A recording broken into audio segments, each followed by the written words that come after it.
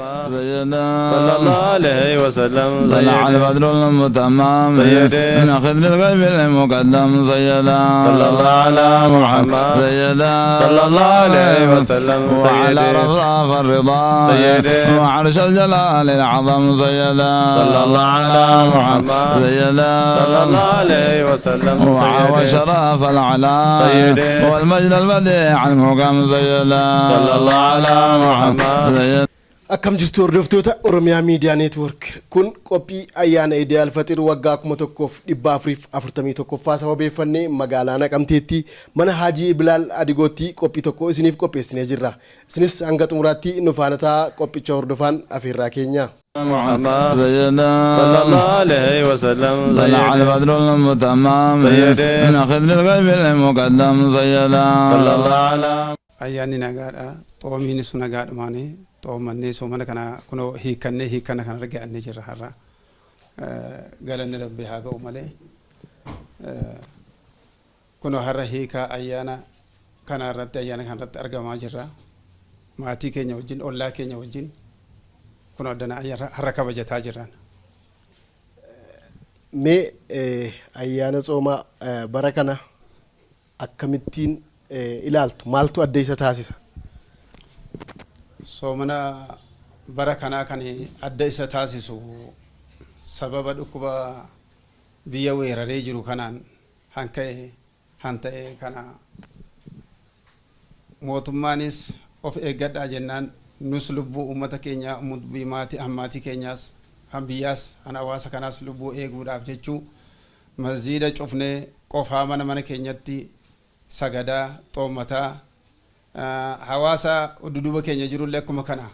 gorsuudhaan akka isaan kana qabatanii deeman goonee balaa kanarraati uummata keenya hawaasa keenya baraaruuf jechuu kun akka kana qofaa teenyeeti barana soomana kanaan xumurree jirra hiikaa kanas geenye jirra har'a galanni rabbii haa ga'u malee. Hordoftoota amantaa musliimaa biratti aadaa wal gargaarsaa waan qaban waliif qoodanii namoota harka qalleeyyii daandii irra jiranis ta'ee mana jiraatan keessatti illee ittiin kan jiraatan dhaban deeggaruun beekamaadha. Kan akkamittiin dabarsitan isin akka dhuunfaa keessaniitti mee? Nuyi akka dhuunfaa keenyaatti uummanni nu dudduubaa gargaarsa barbaadu hedduutu jira. Uummata harka qalleeyyiin uummati siluma yeroo nagaayyuu wal gargaarra. Wal gargaarri kun duudhaalee keenyadha. Duudhaalee keenya qofaa du'uuf tun ta'in immoo amantii muslimaas wal gargaara isa kana bareechee guddiseeti nu ajajaan qofaa nyaatiin jedhaan ollaa keenya nyaaddoodhaan isa rakkate barbaaditi waan hin arganne argachiisi qammasiisi jedhaan. Kanaaf hawaasa duduba keenya jiru hedduutu harka duwwaan kan jiru hawaan ittiin bulu waan ittiin oolu hin qabne yeroo ammaa kana immoo keessumaayyuu sababa dhukkuba kanarraan hanka'e gabaan gatii badeeruuf jennaan waan sila kennu olitti waan sila hawaasa kana harka qalleeyyiif dirmannu ol caalaatti barana dirmanneeti hawaasa kana wajjiniin xoomii kana kun akkanaan geenyedde kana har'a geenye jirra. Gargaarsa akka baranaattu ta'ee hin beeku. Karoo biraallee gad baaneetti harka qalleeyyii kana otoo amantii muslimaa sakaan utuu hin jedhin magaala kanarra deemnee maallaqa sassaabnee harka dhiqachiisuudhaaf rottoo adda addaa binnee magaalaa keessa karaarra naquudhaan akka uummanni keenya harka dhiqannaa kana bareechee baratu goonee abbootiin amantii wal geenyee ortodoksii irraatuu nafiin makaan yesuusii irraatuu nafiin muluu wangeelii irraa otuu nafiin wal wajjin akka kanatti hojii kana hojjetaa turre gara maallaqa guddaallee sassaabnee ummataaf hirree jirra. Bagattiin isin ga'ee maqaa keessan illee daawwattoota keenyatti maa walaa barru? Isinis bagattiin ga'ee maqaan koo Maamura Wal Mahmuudin jedhama imaama masjida guddaatti Naqamteerra. Tsoomni alanaa tsooma kan duraatii wajjiniin baay'ee wal dhaba. Wanni garaagarummaa isaa wanni isa wal dhabsiisu sababa dhukkuba kanarraa kan ka'e sababa dhukkuba koronaarraa kan ka'e uummanni akka mana isaatti ayyaaneffatu godhamee jira. Kanallee dhaabbileen fayyaas mootummaanis kana labsanii jiru. Nus akkuma kana mana amantaa keenyaa cufnee jirra. Iddoo tokkotti namni didee walitti dhufuuyyuu malee mana amantaa keenyaallee cufnee masjida cufnee baane sooma keessa ilaa kan barbaachisu manni walitti bahee waliin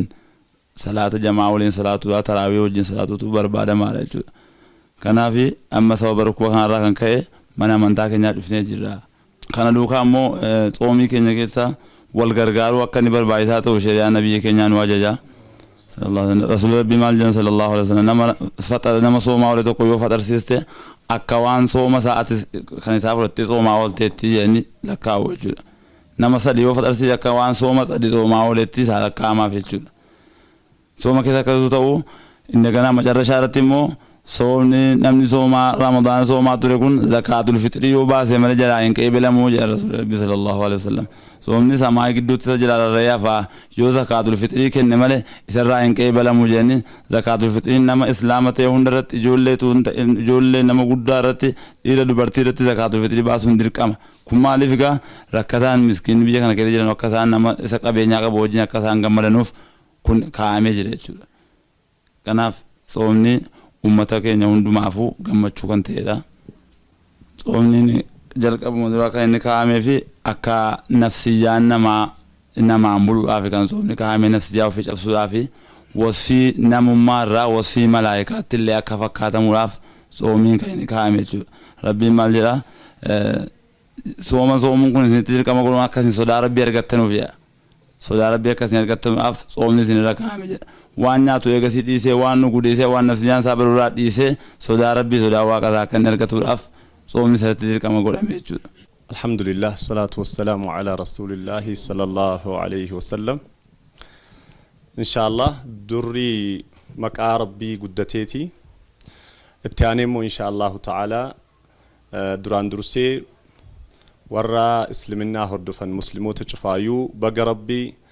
soomana guddaa kanaan isin gahee har'aa rabbi nu gahe jenna.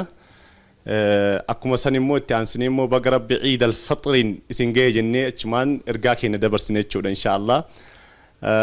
Akkuma beekamu soomanni rabbi subhaanahu wa ta'ala kutiba alaykum as-siyaam je'ee rabbiin sooman isirratti dirqamaa je'ee waan rabbi subhaanahu wa ta'ala biraa dhufe jechuudha kuni. Haa ilaallu ilaa har'a garuu amata hedduu soomanaatuma dhufnee soomanni immoo amata kanaa xiqqasho soomana biraa irraa waa tokko layyatti nuti je'ee ka qabnu jechuudha inshaallah. Soomana duraa irraa ka sooma kana addaan baase dhukkuba immoo amma dhufe kuni ka aalama hunda waliin ga'ee aalama weerare yookiin immoo koronaa yookiin COVID-19 ka jedhaniin kuni dhufuun isaa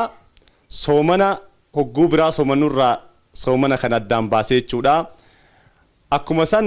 silaa soomana keessa ka jaalatamu namni walit dhufee wal ziyaaruu yookiin immoo ollaa walit deemuu akkuma san ammallee masgida walit qabamanii du'aa gochuu fi rabbitti subhaanahu wa ta'ala garagaluu ture garuu sababa dhukkuba kanaatiif of eeggamsullee waan dirqama ta'eef jechuudha. Namni hundinuu akka manatti soomanuu fi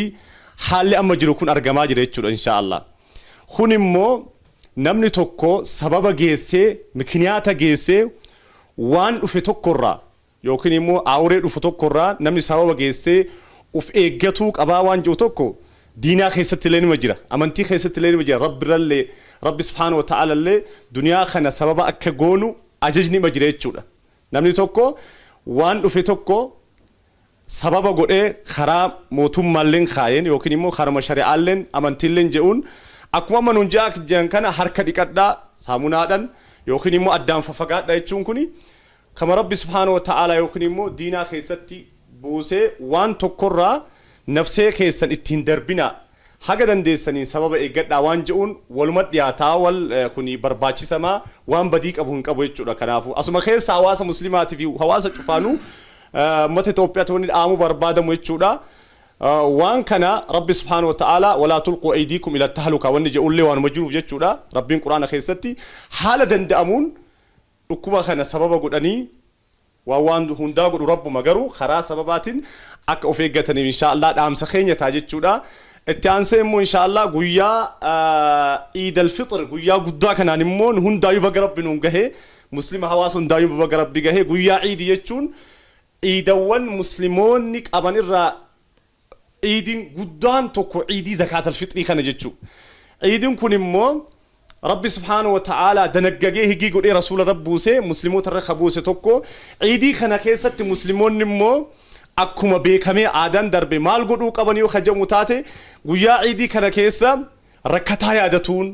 ollaan immoo wal yaadatuun ciid mubaarak jedhanii jechuudha walii dhaamsa dabarsuun waan jaalatamaa ta'e tokko jechuudha akkuma argamu muslimoonni aalamarree jiran akkuma beekamu muslimoota biratti ciidin jaalalaadhani yookiin immoo hawaasni wal jaallatee hawaasni walitti hiqee jechuudha jaalalaan dabarsuu qabu diinii keenyallee akkuma nu dhaamu akkuma san jechuudha nama tokko ufuma khara ufi ilaalu qosontiin rakkataa tokko maaltu jira jedhanii akkuma amma dubbatame galgala isallee haa ta'u yookiin guyyaa ar'allee haa ta'u guyyaa borullee haa ta'u guyyaa ciida salaata durallee haa ta'u jechuudha hamma sanitti zakat al-fitr waan jedhamu kennuun dirqama zakat al-fitr jechuun rabbumarraa dhufe akka sooressoonni keenya warri nurraa qaban warri hin qabne gargaaran jechuudha rabbi subhaanahu wa ta'ala yaa warra rabbitti amantan maal godhaa وان ان اسني خن الراخن ناجي رب جل جلاله خنافو مالي زكاة الفطر وان جمو خن اللي خنمي وركتا غرغارمي محبان جلالان عيدين كوني اكد برسن ان شاء الله تعالى وانما رب برت جالة ما تيجر ان شاء الله اكو ملتو مسلمون قويا خنا محبان جلالان وركت ركو باسو اني تشودا خرا كنان ايدا كنا دبرسن ايدا كنا دبرسن يتشودا خنافو اني ورا مسلمون تشفانو ورا اتباع الاسلام وان تشفانو بقى قويا غمچو قويا عيدا كنان ان شاء الله تعالى اسنجي يجو نينجالت يجو محمد رسول الله صلى الله عليه وسلم دورا درسي مغانكو اندالي جتانا جرو bara yoo keessana sallame gara islaamna kana jaalladhe jechuudha waan uunfaa koo imaan dubbadhu yeroo sana kaasee garuu yummaa laalu soo mana baranaa kan adda godhu waan alamii kana raaseedha waan alamii kana raasee nuuni immoo qalbii keenya waan haaraa tokko uume maaliif lakka masgida kana jiraadhumatu hin dhiisnaa mana keenya keenya jiraattu hin dhiisnaa duunee dhiisnaa duraan dursiitiin lakka fayyattu hin dhiisnaa seeru qalbii keenya keessa kaa'ela ismaani gaan namni kuni isa duriya kan leeyet godhu walii gaddu ummata kana walii azanu lakka qabeenya koo kana dhiiseen deemanan du'a isa jedhamuun walii azanee wal gargaaree walla islaama kiristaanota jedhuun rabbiin gala naga'u sooma isaa kanatti fufee haa ta'u malee masgida dhiises mana isaatti immoo waqtii isaa dura fardii salaatus indagana at-taraawis manuma isaa saaluun isa keessatti tokko tokko nama akka wal dawallee wal gaafannutti bilbilaan hiriyoota qabna gaafanna utuu qadaan godhii utuu nambisiin isa kanaan duraatti mana isaa ta'u malee jechuudha isa kanaan duraatti maaliif waan akkasii biyya balleessu waan alamii balleessu rakkoo akkasii dhufe lakka jedhameetu tokko tokko namni qainteenya hirraafne dhaabbanne hin ciisne hojiitti hin baane hojii dhiisee manatti galee inni tamaariinis hojiin naggaadeenis manatti galee manumsaatti kadhata rabbiin gala naga'u ummata kana immoo rabbiin gala naga'u sooma kana akka kanaan raawwatee umma kana rabbi bagga ummata alamii kana rabbi ayyaana kanaan iid al-fitrii kana rabbi nu ga'ee inda gara Itoophiyaanis iid al-fitrii kana utuu waan tokko ta'in utuu hin ratiin rabbiin gala naga'u kana rabbi bagga nu ga'ee beesabii keenya nagaa taane utuu dhukkubni kun mana tokko tokko keenya seeniin rabbi kanaan nu ga'u isaa fuuldurattis immoo dhukkuba kana ofirraa ittisuudhaaf akka mootummaan akka qaamni nageenya eegu mana qorichaa nutti mutti ofirraa eeguudhaan walirraa suquu ta'uu wal cabbatuu ta'uu dhiisnee himnatii keenya eegganyaa qe'ee keenya eeggannaa mataa keenya eeggachaa itti fufuun nurra jira isa jedhuun dabarsan uummata kanaaf ergeet beekumsa qabaa waan uummata kanaaf himsa utuu ta'in garuu haa ta'u malee waan abbaanii dooktariin tokko jedhe raawwattu seeraan waan mangistiin akkamitti hojii kan dhiise galaa akkatti barumsa kan dhiisaa galaa jedhe nuun immoo of eeggachuun irra jira nama cabbatu irraa fagaachuu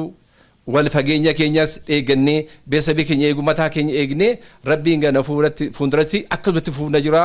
baga ayyaana waggaa kanaan immoo rabbi iida faxiiri kan rabbiitti nu ga'e alhamdulillah rabbil alamin jedha kan caawalan dabarsu hin qabu fayyaa ta'a jedha.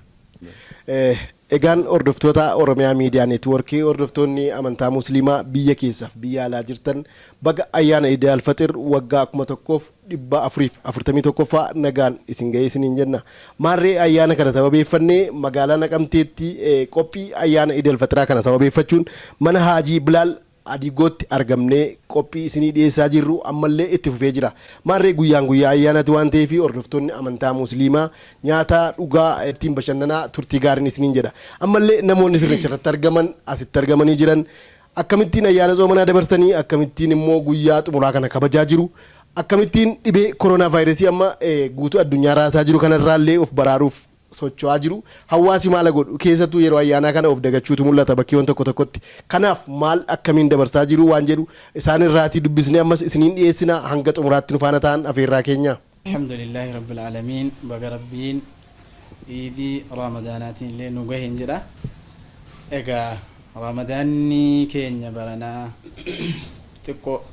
akka durii irraa liyyinnatii addaa wayinuu irraa godhate akkuma ta'etti soomne rabbiin har'aan nu gahee alhamdulillahi maaltu adda godhe jennaan raamadaana keenya baranaa kan raamadaana jechuun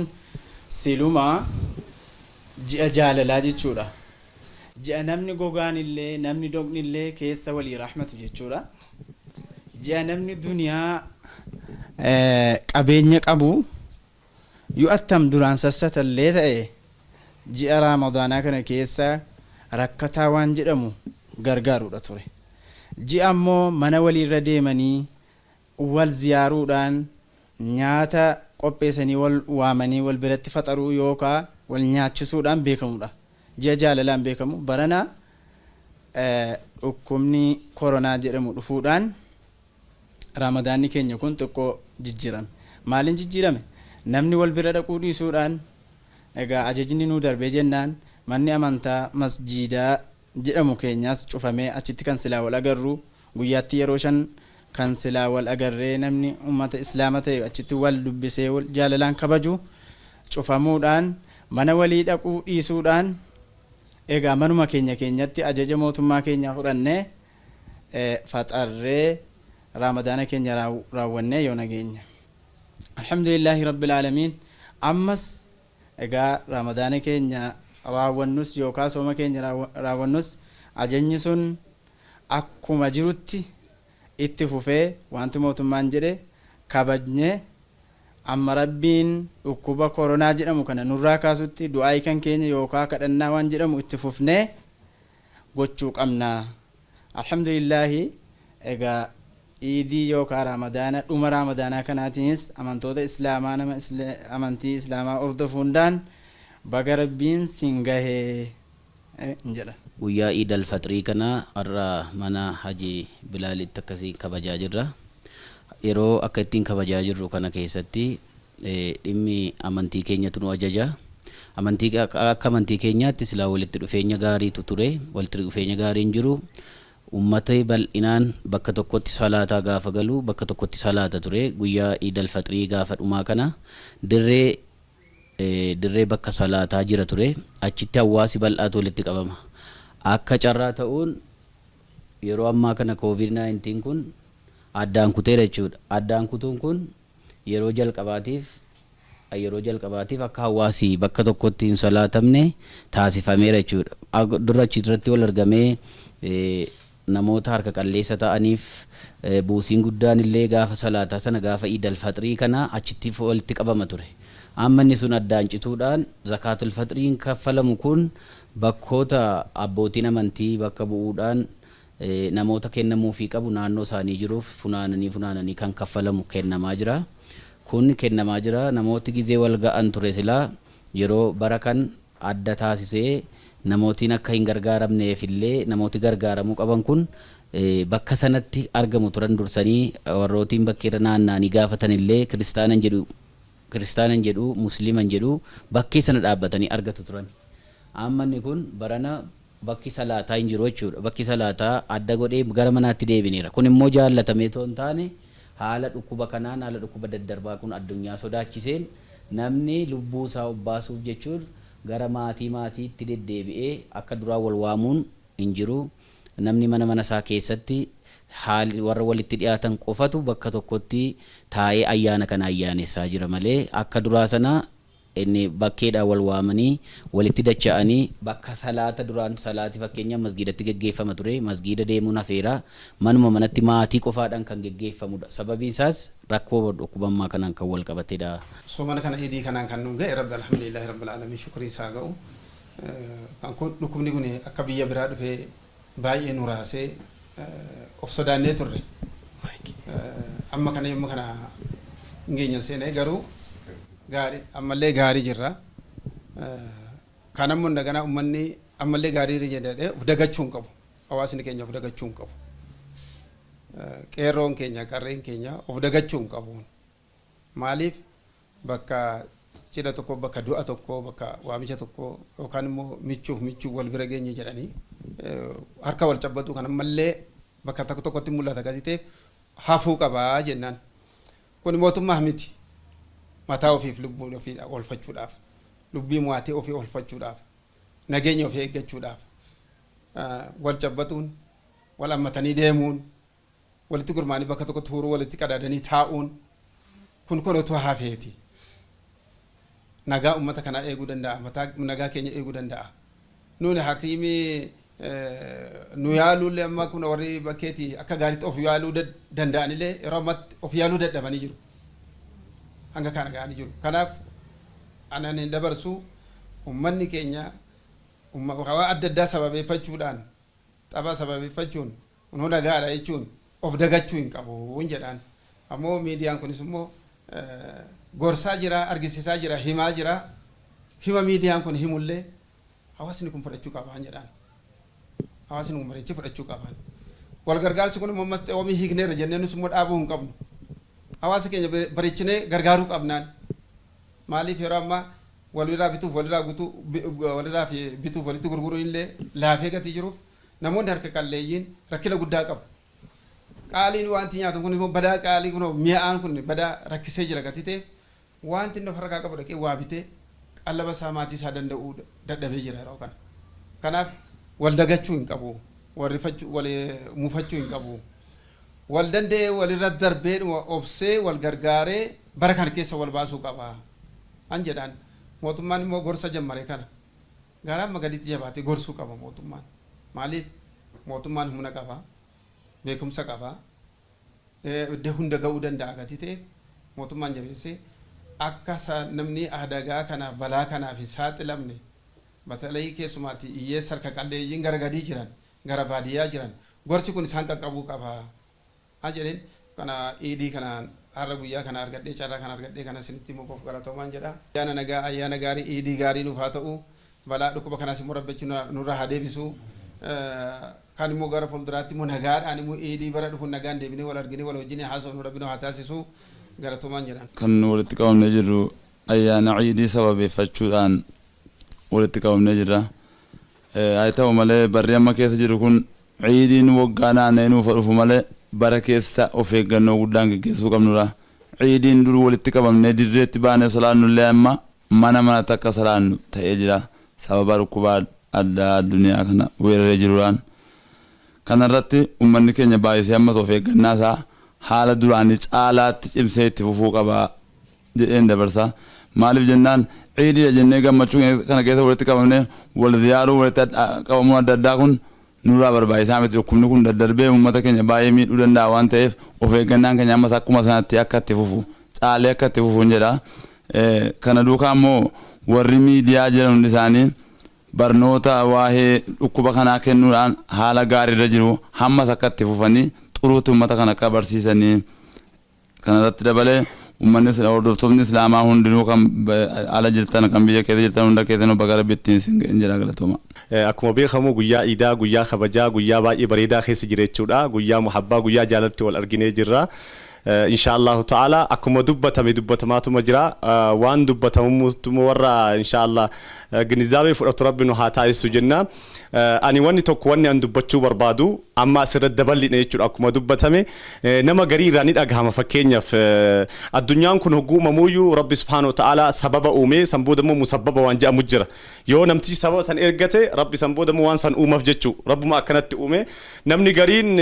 rabbi yooti kawaa godhu maal rakkoo qabaa. Yookiin immoo yoo kaduunu taate harka dhiqannan nu jalaa baasa saamuna wanni akkana jedhamullee wayitii dhagahamu. Kanarratti immoo wanni jedhamu barbaadu dubbiin kun jecha akkanaa kun dogongora akka ta'e maaliif jennaanin nabiyyoonni ergamtoonni rabbi ergan al-anbiyaa'u kaanuu ya'tuuna bil asbaab jedhan hogguu dubbatan. Nabiyyoonni sababuma kanaayyuu ergamtoonni gurguddoon sunuu gaggeessaa turanii jedhan. saniyyu miti nyaata nyaachuu fi dhugaatiin dhuguun keenya kunu sababaa jedhan ka quubsu rabbi akkana miti kanaafuu waan akkana kana eeggachuun rabbi akkana godhu dhiqaasan wanni mootummaan dubbatu maa inni harka dhiqadhaan saamunaa dhiqadhaa bishaan fixuun jedhanii keessallee safaaxaa katti daddabalan nima jiranii kanaafuu jechi akkanaa kun dongora akka ta'e beekuu qabna yaa ahbaabota yaa obbola yaa hawaasa keenya jechuudha kanaafuu hanga dandeenyen keessattuu guyyaa kabajamaa guyyaa iidii kana keessa karaa magaalaa hogguu baanu namni waliin naqamuun ni arga namni gariin ni irraanfata akkuma jedhamutti meetira keenya eeggachaa ammaas jechuudha harka keenya dhiqachaa lammata immoo karaa nama dhukkuba kana sababa dhukkubni kun dhufee harka dhiqadhaa akkana godha jechuu qofa hin ta'in inumaayyuu osoo dhukkubni kunuun jiraatu nu harka dhiqachuun nuuf gaarii miti gaarii tahee dhufa harka dhiqachuun of eeggachuun rabbi subhaanahu wa ta'ala guyyaa fi halkan keessatti salaata shan akka salaan dirqama nurra godhe salaata shan hogguu salaannu hogguu shan dhiqanna akkanuma miti kuni maali inna allaha yuhibbu at-tawwaabiina wa yuhibbu al-mutatahhiriin rabbi subhaanahu wa ta'ala isaanna warra qulqulleeffatan isaanan ammallee jechuudha haala gaariirratan rabbiillee ni jaalataa je'ullee waanuma jiru jechuu inshallah duniyaan kun sabarattu haa ta'eef karaa of eeggannoo dhukkuba amma dhufee aalama weerare kanaatiin hayyaanu hundinuu of eegganna haa goonu ka je'udha wanni lammataa immoo Allahu ta'ala hanga dandeenyen walitti hiquu fi walitti dhaquu fi karaa kanaan osoo hin ta'in silkillee maan taane ollaa keenya kanurraa fagaate iid mubaarak jechuun jaalatamaadha akka iidii keenyatti ollaa fi firaa fi ashaabota gariin namaa yaa obboleeyyan ollaa isaa amata 10 kan hin beekne jira ollaa isaa amata 5 kan quba hin qabne jira kanaa miti haa musliimoota illee tahu yookiin immoo ollaan amantii biraa yoo qabaate ollaan ofii kabajaa qabaa ja'a amantii islaamaa keenya irree taatu jechuudha haqa ollaa eeguun waan jiru guyyaa iidii kana ollaa keenya kanurraa fagaate kaamata meeqa waliin argin walitti dhufuu fi yookiin immoo karaa dhukkuba kanaan sababa ta'uun osoo hin ta'in silkiidhaan dawwalee iid mubaarak bagga geesse yookiin immoo jennee gammachiisuun qalbii muslimaa gammachiisuun haqa ollaa eeguun waan jaalatamaa ta'e tokko jechuudha yaa obboleeyyan islaamaa iidi kuni iida guddaadha iida ammallee kaama keessaa jechuudha iida rabbi subhaanahu wa ta'ala gammachuu muslimootatii godhee kaayee tokko iida kana jechuudha inshallah kanaafuu wanni biraan wanni an ergaa dabarsuu barbaadu yoo jiraate guyyaan kun guyyaa gammachuu waan taateef achuma keessaa barumsallee fudhachuu waan qabnuuf namni soomana kana keessa warri islaaminaa hordofan soomana kana keessa dhalaan takka sababa dhiiga laguuti yoo sooma dhiiste sababa yookiin immoo dhiiga nifaasatiin nifaasa waan jedhamu dahiinsa yoo sooma dhiifte namni tokko immoo ammallee mikiniyaatu malee akkanumatti yoo sooma kana ka balleessee jiru tahee osoo guyyaan iidaa kuni arra yoo ta'e guyyaa boriirraa jalqabee qadaa rabbi waajiba isarra godhee jira akka nama garii namni garii maaltu itti argama hogguu ilaallu anoo guyyaan amatni dheeraadhaa jalaal amma maaltu qadanna jirjire suuta ofirraa bashbash jeeti nyaadheeti hamma iidi dhufu guyyaa fedhe soomana baasaa warri jee dubbata wanni kun dogoggora akka ta'e beekuu qabna muslimni hawaasni muslimaa namni tokko soomanni isaa yoo beekaa dhiise beekuma akkanumatti yookiin immoo dhalaan takka yoo haydi dhiifte dhiiga laguuf yookiin dhiiga nifaasaa waan jedhamu dhalaa yoo soomana dhiifte guyyaa iidaa booda isirratti guyyaa kana daftee qadaa baasuun dirqama tayyib dogongora garii argina ammaas gariin maali rasuulli alayhi salaatu wassalaam من صام شهر رمضان وأتبعه 6 من شوال كان له صيام الدهر رسول نمني صومنا قيا جهاجرة كأن المسلمون صومنا قيا شوال جانسا نمني تأنسي أكنا ما متمولو صومنا وانتف أنا قيا قداسا وسنتين دور شوال في تيت سنبودا قدابا ساجر النجارين هذا كلام خطأ كوني دبيدو غنغورا نمني توكو شوال صومنو وسنجل كمين دورا قيا جها صومنو جل كمين دورا قيا قداسا نكتجرجروك قيا إدابو دا قدابا ستي guyyaa shawwaal yoo takataatiin soomanillee shawwaal rakkoon qabu yoo hatta baatii jahattuu yoo soomane guyyaa jaha soomanaadha malee takataatii godha akka jeen jiru jechuudha shawwaal kanaafuu qadatti jarjaruu qabna hawaasni muslimaa warri soomana keessa dhalallee haa taanu yookiin immoo warri soomana keessa qadaa qabnu jechuudha inshallah akkuma san rabbi sodaannurra haa jiraatu rabbii keenya haa sodaannu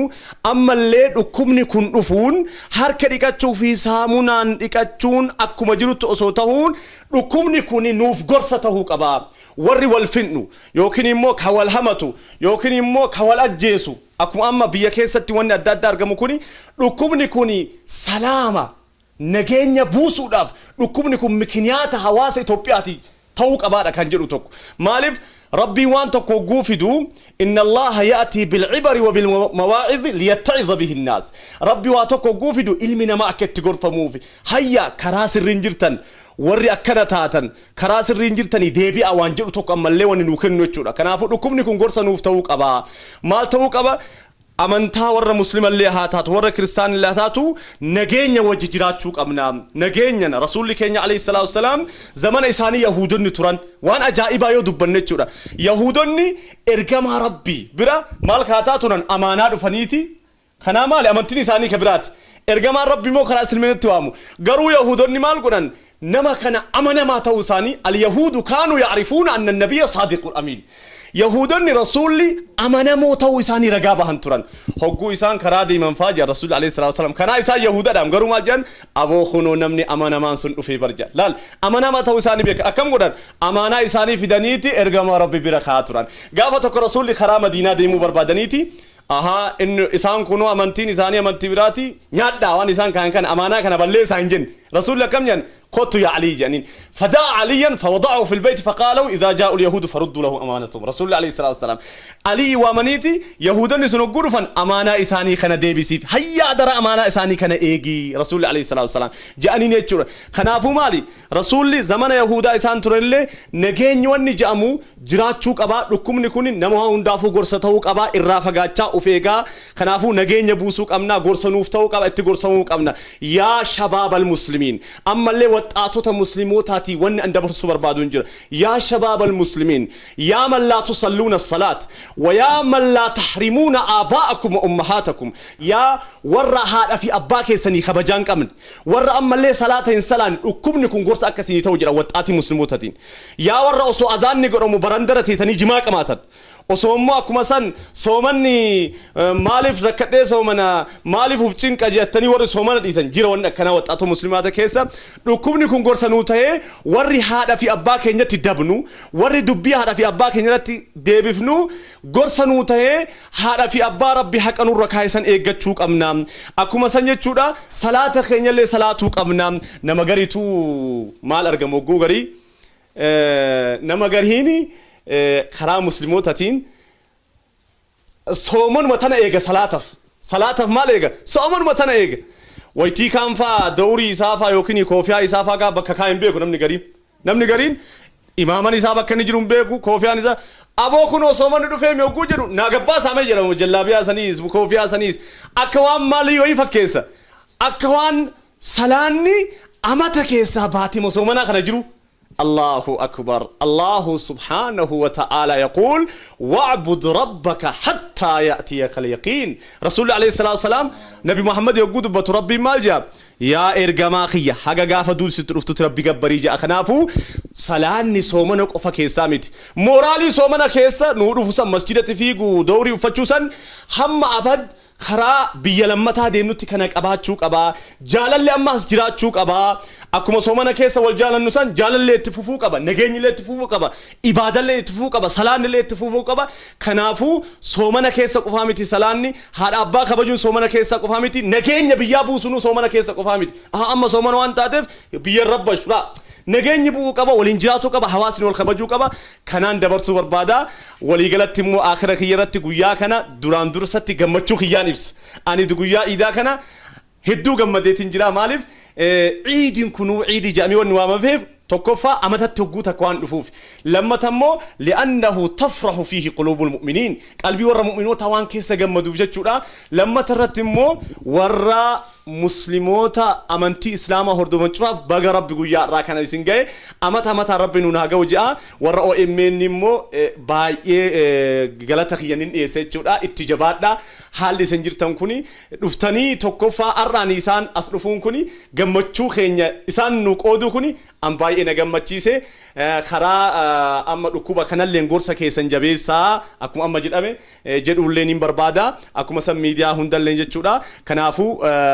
عيد مبارك تقبل الله منا ومنكم وعاد الله علينا هذا الشهر بالأمن والأمان جاء بيا كنا كي أسباب سبلبني أدادات يرا أمانتي وانا أدادات جرا يلو توكو إما أمانتي كان أجندة سياسة قولني سباب سبلبني كنا ولتي بوزو بيا ولتي بوزو في كيالين ليجرو نجينا بيا كنا إكسو كيستي جين أردفتوتا أمانتا مسلمة مالتو كبا أردفتوتا أمانتا كريستانا اللي مالتو كبا إجري بيا كنا كيستي مالتو كبا مالا وجتو مال غورتي تني أكا أبا أمانتي توكوتي حر ربي قال النجاو sooma ji'a tokko soomnee iidiin har'adha jennee iidii kana kabajnee bor akka farda takka haalli gadhiisetti gadhiisamu nurra jiru nun maaliif boriituyyuu iidii keenya kan ayyaana kana kabajaa ollee itti aansinee immoo maaltu na eega borga namaa maal jammaru nurra jira maal calaqabu nurra jira neetu isa boritti ka'u nurra jira maaliif borga nama immoo jammarum suni shawaanii siddistuun kun immoo anarra jira isa booddee kabajni ollaa kabajni haadhaaf abbaa kabajni biyyaa eegumsi nageenya mataa kun majammaraa namni tokko ofii isaa of eegu mataa'uma isaa utuu azzanee utuma of jaallatee nama miidhuu naqu namas hamachuu naqu namas komachuu naqu mataa'uma isaa maal waaqni na uume boru na gaafataa ani badii hojjechuu narra jiru sooma keessa afaan koo hidhameera miilli koos adaba godhatee harki koo adaba godhateera ijji koo adaba godhateera sooma booddees akkumatti fufuut narra jira soomni kun deebi'ee dhufa ani immoo isuma kan eeguu narra jira jechuudha malee har'a sooma kana gadhiisee fi zimmedee wanta barbaade hojjechuun jiru waan barbaade nyaachuurra jiru dhuguurra jiru isa alattiyyuu namoota duukaayyuu moo akkuma amma seeraan deemu yaadaan deemnu kanatti masgiidayyuu na nafe miti isa iddootti waaqeffadhu isa iddootti rabbiin kadhadhu isa kanaafiyyuu ollaa koo wajjin immoo maaliif akkumatti illee ergee fi isa nyaadhurraa isa dhugurraa yoon qaladhee bisan qaladhee kana fira koofisa ta'u ollaa koofisa ta'u qoodee ergeen nagaadhaan ooltanii akkam jedhee silkiumaan dubbisuun irra jira malee akkasuma asiif achi fiiguu irra jiru maal ergaa tokko dabarsuun irra jira jechuudha jiraadhee uummata koo bu'aa tokko buusuun irra jira jechuudha ollaa koo bu'aa tokko buusuun irra jira maal waa kennuuf yoon baadhe maal akka karaa koo balaan tokko isaatti hin dhufne akka karaa koo dhukkubni tokko isaan bira dhanne eeggannoo godhachuun irra jira jechuudha yoon ollaa koo eegatan biyya koo eegala yoo biyya keenya eegne afrikaan eegnetu alamii eeguu dandeenya maaliif amma alamiin tokko taatee maal yeroo isaa teknooloojiin akkas guddachaa jira kanaafiyyuu eeggannoo mataa umarraa ka'a mataarraa ka'anii beeksisabii of eeggatanii beeksisabii koo kana akkama danda'anitti isa ishi nama jedhe ishi baqa sadde dawaa gochuu hin danda'amu isa ishi jedhe akkasitti waliin haasaa kanas guddisina jedhanii akka isa manta maariyaa feeramma mana barumsaa eegaa fi manatti immoo kitaaba kisan dubbisaa kitaabni musliimaa jira kitaaba dubbisaa asiif achi deemina sagantaa godhadhaanitu beeksisabii ofii adabachuu mokoruu hamma danda'anitti isa booddee ollaa ofiisiif isa booddee biyya ofii eegame jechuudha rabbiin gannaa'u akkasitti biyya ofii eeganiitu biyya ofii eeggatu yoo ofii keenya nagaa taane imnatii keenya kan eeguu dandeenya yoo ofii keenya nagaa taane biyya keenya eeguu dandeenya jechuudha majammaraan mataa ofii eeggachuu qaanfusukum jedhe quraana yeroo warri quraana beeku ani quraanaan beekula majammaraa raasmaadaan of eeggachuu bicha majammaraa isa booddee beeksisabii of eeggachuu waan itti gaafatamnu jechuudha beeksisabii kanatti rabbi nuuf eegu jechuudha akkaniin ayyaana kana kabajannee isa ufutti mootti fufu isa alamoo kana sin jedhu gaa kunoo rabbiin gannagoo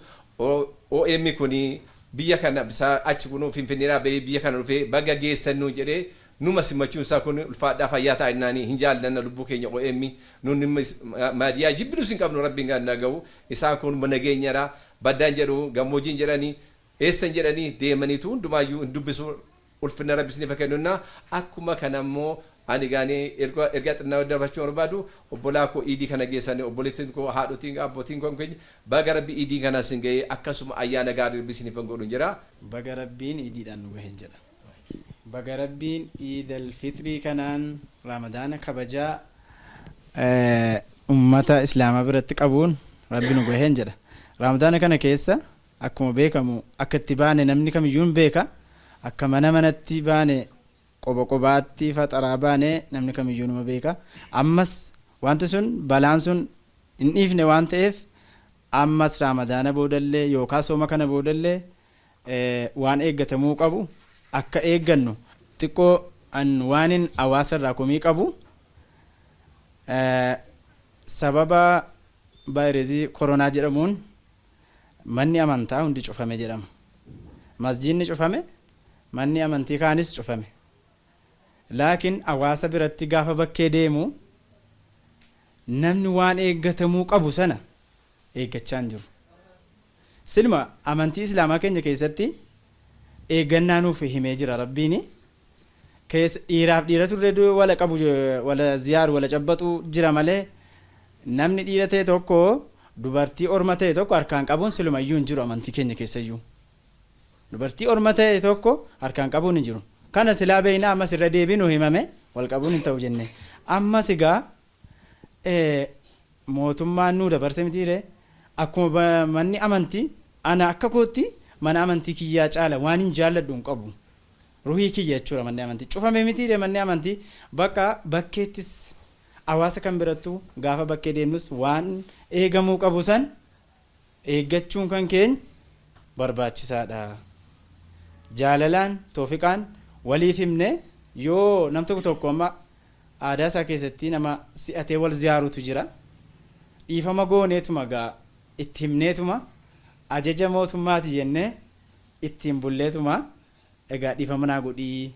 jennee itti himnee akkasumatti harkaa wal ziyaaruun kan keenya illee barbaachisaadha. Harka bichaa utuu hin taane akka amantii keenyaatti fakkeenyaaf harka bichaa akkas gochuun dhorkaadha akka keenyaatti maalii wajjin malee yoo islaama ta'e assalaamu alaikumii wajjin ta'uu qaba.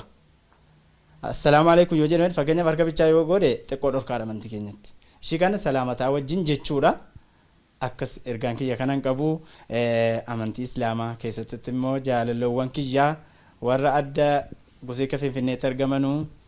gosii akka aanaa hiluu galaanfa'itti argaman keessaa warran jaalladhu baga rabbittiin sin ga'een jedha hawaasa muslimaa hundumaanuu baga rabbittiin sin ga'een jedha. Assalaamu alaikum warahmatullahi wabarakaatu. Har'a guyyaan kun guyyaa iidaadha. Guyyaa iidaa jechuun guyyaa gammachuuti. Duraan dursee ummati muslimaa baga guyyaa iidii kanaan ittiin isin ga'e baga faxartan yookaan baga hiiktaniin jedha. Kanattaan soodhaanii amma yeroo ammaa kana hundumtuu gara manaatti deebi'eera. Barataan galeera, barsiisaan galeera, daldalaan galeera, hundumtuu gara manaatti deebi'eera. Barattoonni keessumatti wantoota gochuu qaban yeroo ammaa mootummaanis karaa miidiyaatiin wantoota barbaachisu gadhiisee jira. Karaa manneetii barnootaallee wantooti kennamaa jiran noottiin kun qophaa'amee kennamaa jira. Kanaaf barataan yoomiyyuu barataadha waan ta'eef mana isaa taa'ee dagachuu hin qabu. Yoo hin dagata ta'ee of dagateera jechuudha. Yeroo ammaa kun gara manaatti deebine jechuun qo'achuu nu dhowwee miti, dubbisuu nu dhowwee miti, amantii keenya bukkeedhaan qabannee wantoota gochuu qabnu. Bor biyya kana kan fuudhee deemu barataadha. Bakka bu'aan gara fuulduratti barataadha waan ta'eef barataan ammaan yoo duukaan buune har'a eddi cufne gara ji'a lammaffaatti galaa jirra. Kana keessatti barattoonni baay'een dagatanii jiru yoo ta'e ofii isaaniitiif kufaatiidha. Biyyi tokko kan ittiin beekamtu yoo barnooti jiraatedha. Barnootiin jiru taanaan wanta hundumaa keessaa barnooti dursadha jechuudha. Amantiidhaafis barnooti barbaachisaadha. Hojjechuuf of eeggannoodhaafis barnooti barbaachisaadha. Kanaaf namni barataa ta'e kamiyyuu bakka jirutti barachuutu irraa eegama, dubbisuutu irraa eegama, waan isaan galle gaafachuu danda'a. Bilbilaan barsiisaa isaa beekaa, mana barumsaa isaa beekaa, mana barumsaa isaatiin wal quunnamee wantoota eeguu qabu eeggachaa socho'uutu irraa eegama jechuudha. Gama biraatiin akka amantii keenyaa kanatti nuti wanta nuyi godhuu qabnu jedhamee sila akkaataa sheekiin keenya kaasaa turanii namni wal cabbaxuun sun barataan amma yoo mana barumsaatti gara fuulduraatti illee dhukkubni kun yoo bada ta'e of baratamee irraa of eeguun wantoota qulqullinaan eeggamuu qabu. Qulqullinni mana barumsaa keessatti hin barsiifama, bakka amantiitti hin barsiifama, karaa amantii keenyaa waqtii 5 gizee salaatamuu inni qatama waan jedhamu sun durumaan beekamaadha waan ta'eef itti caalaa itti fufee itti adeemuu qaba. Gama biraatiin immoo obboloowwan keenya warra nurraa fagoo jiran, warra biyya bakkee jiran, warra nurraa fagoo jiranii baga geessanii baga ittiin nu ga'ee baga geessanii jedhanii. Qophiin ayyaanaa kun akkuma argitan baay'ee bareedaadha. Haala bareedaa keessa jira, gammachuu guddaa keessa jira. Xiqqoo dhukkuba kana nu mudatee haala duriirraa adda ta'uyyuu alhamdulillah mana keenya keessatti haala bareedaarra jirra. Mee keessattuu haadholiin gabaarraallee waan lukkuu hoolaa wantoota kanaan wal fakkaatu bituun haalli gabaallee maal akka fakkaatu shunkurtii kanaan wal qabatee haadholiin sirriitti beektu kan sunillee akkamitti ibsitu qophiin sunillee maal fakkaata haalli gabaa barreen gaddaa baranaa ollee. Haalli gabaa homaan jedhu dhiyeessiin jira garuu xiqqoo dabalee jira shunkurtaanis wanti jiru hundumtuu xinnoo gatiin ol dabalee jira. Ni sirraa'uu qaba gatiin xiqqoo dabalee jira gatiin dabaluu qofa immoo miti haadholiin keenya gaafa gabaa baanu fageenya keenya eeggannee waan binnu waan barbaannu bitachuu qabna. Yoo fayyaa taanee ayyaana bara dhufuuf geenya mana waliirra deemuun barbaachisaadha jedhee yaadu amma dhukkubni kun rabbii nurra dabarsutti manuma keenya keessatti maatii keenya qofaa wajjiniin akkuma ji'a ramadaanaa kana maatii keenya qofaa wajjiniin mana keessatti salaataa tsooma kana zikrii gochaa dabarsine iidii kanallee akkas dabarsuu qabna.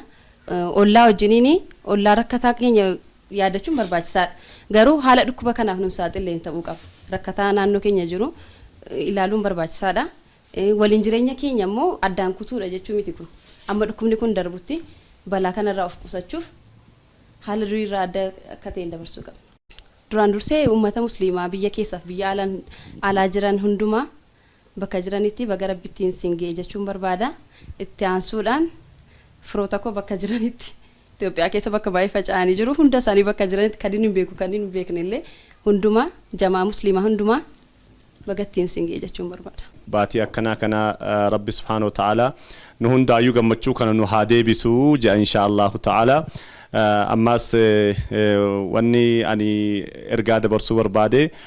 guyyama gammachuu kana inshaallah duraan dursatti warra baga ciida kanaan isiniin gahee jechuu barbaaduutu jira. Duraan dursatti ummaatiyyaaf jechuudha. Baga ciida rabbi isiin gahee jaa ciida guddaa kana ammas itti aansee abbaa kootiif obboleeyyan kiyyaa fi akkuma san warra keenya cufaafu itti aansee immoo hawaasa muslimaa cufaan waliigalatti ciid mubaarak guyyaa gammachuu kana baga geessanii je'eetin ergaa dabarsuu barbaade jechuudha. Ammas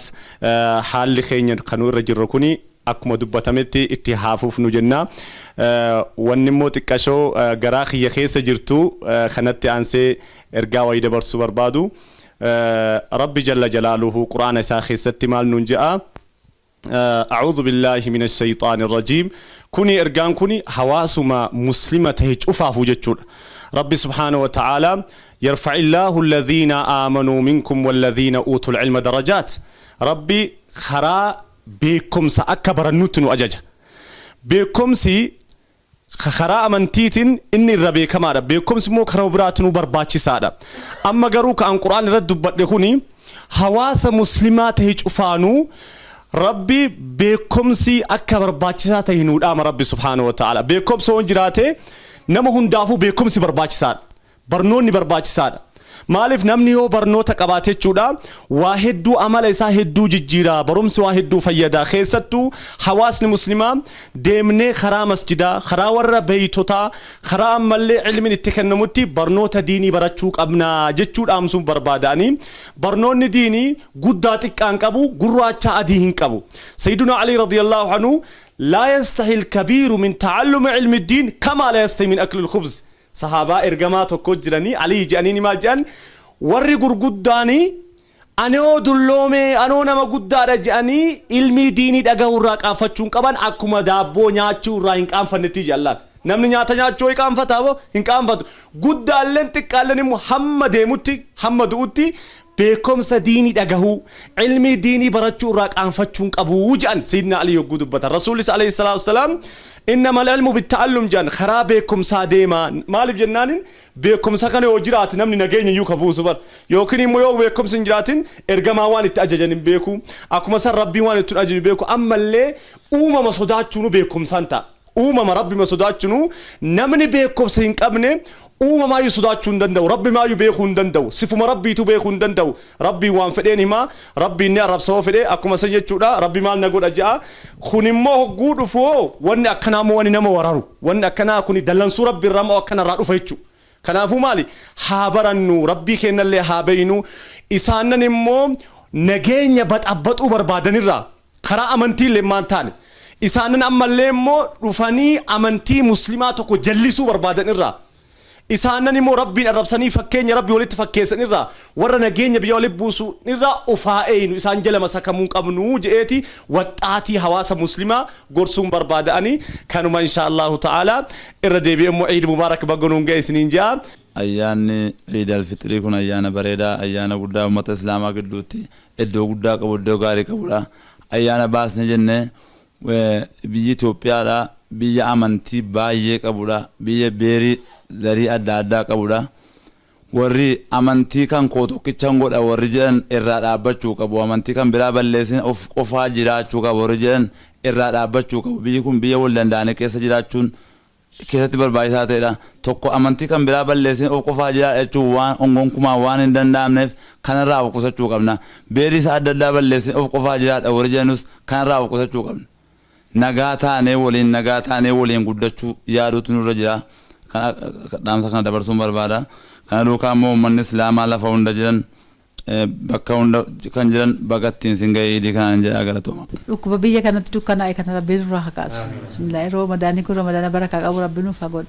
Isinis kan dhuftan umurii keessa rabbiin nuuf haa dheeressu. Yaa Rabbi yaa Allah yaa Rabbi nasrii nuuf fidi. Isinis eegamaa rabbi sinaa eegu. Firoota keenya warra bakka jiru warra ala jiru hundumaa nama baga idii har'a rabbiittiin siin ga'ee jedha.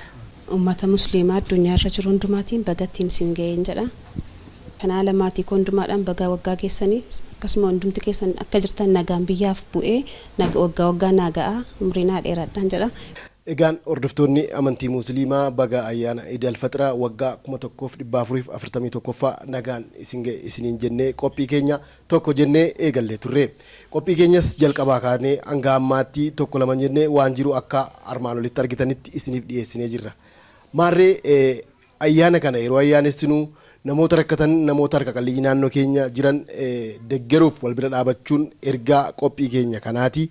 Qophicha akka qopheessinuuf haala mijeessanii mana isaaniitti qophiin kun akka qophaa'uuf kan nu deeggaranii Haajii Bilaal Adigootii isaaniinis maqaa Oromiyaa Miidiyaa Neetwoorkiin guddaa galatoomaa isiniin jenna. Qophicha qopheessuun isin waliin kan ture an Taganyee Daaqaa ogeessi kaameraa Beenyaa Shiiramuu gulaalaan qophichaa Yuunin Gidaa ture. Qophii Oromiyaa Miidiyaa Neetwoorkii hafe waliin ammallee turtii gaarii isin hawwinaa ayyaana nagaaf kan milkii isiniif haa ta'u. سيدا صلى الله على محمد سيدا صلى الله عليه وسلم لسان حضرات الكرسي سيدي معبد وزراء للقدم سيدا صلى الله على محمد سيدا صلى الله عليه وسلم سيدي المديد الأبهار سيدي المجمع بحرين الخضم